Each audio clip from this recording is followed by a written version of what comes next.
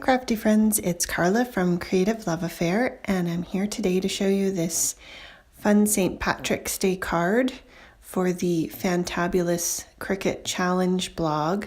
And the challenge for these 2 weeks are to make something that's St. Patrick's Day themed. So our sponsor this time is Dreaming Tree SVG Files.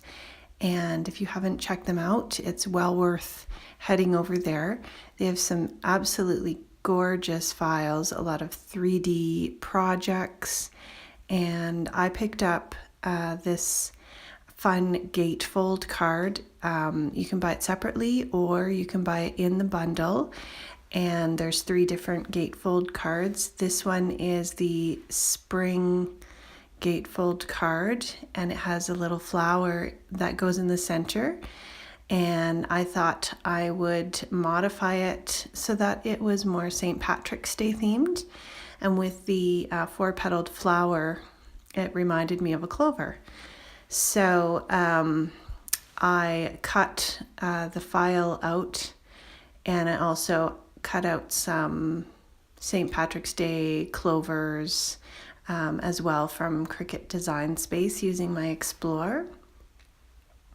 And for this part there, you saw me put on the side pieces, and then for this part you layer on your backing piece, and you're just careful not to glue down the 2 little tabs, because as you'll see in a bit, you actually glue on the piece of paper with your sentiment, and it just tucks under the tabs there. So you just want to make sure you don't get glue on those. So I've just looked through my paper stash and found some fun greens and St. Patrick's Day paper colors to use. And I'm gluing on the backgrounds, and there's 2 different colors, 2 different sides to those papers.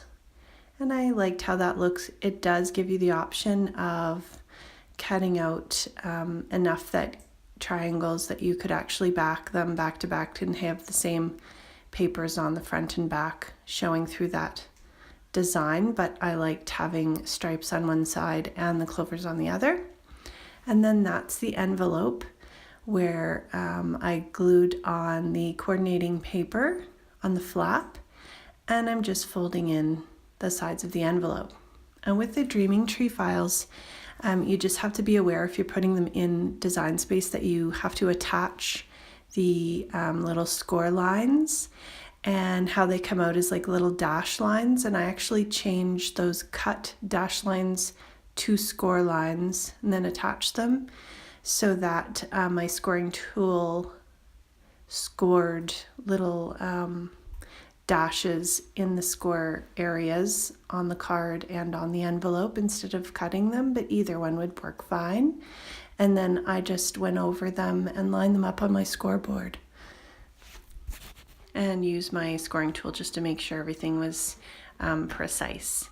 Then I took some Distress ink and went over some of my die cut edges, the little clovers that I cut out and that cheers there. Those are all Cricut cuts, and I used the Close to My Heart Art Philosophy and Close to My Heart Artistry cartridges. I absolutely love those cartridges. They have so many different cuts on them. I think if you only had 1 or 2 cartridges, that would give you so many options. So I use those a lot. So the cheers sign there, it had a border around it, and I wanted to just cut that off so it looked like a font. And then I'm just taking my little area, my little die cut, which came with the Dreaming Tree file, and I'm using the Pretty Cute Stamp Lucky stamp set.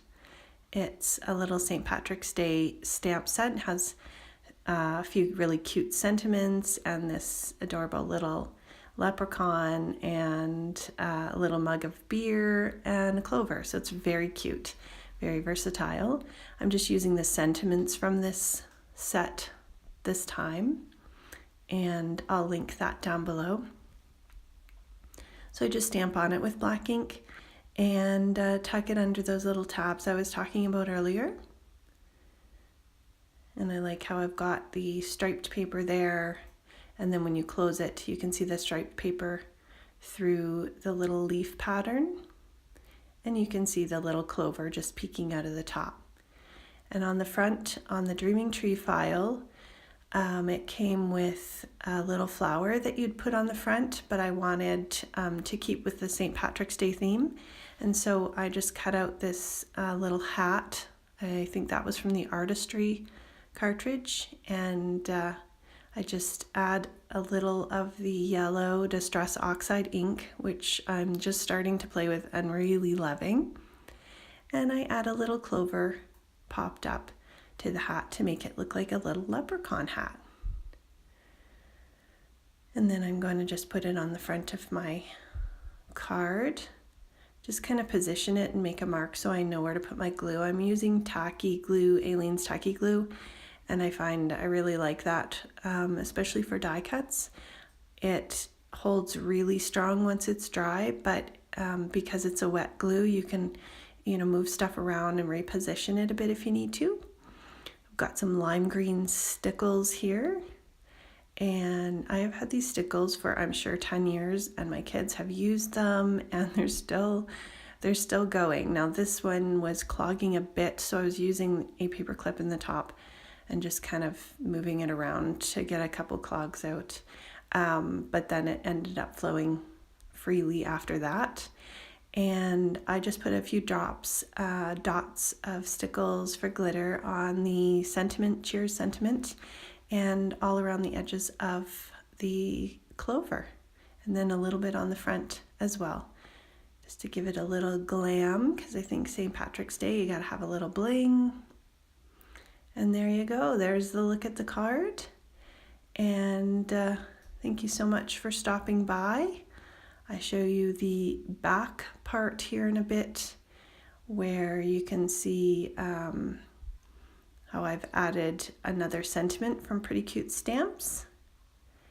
And hope you have an awesome day. Like and subscribe, and you can check out the details on my blog below. Bye.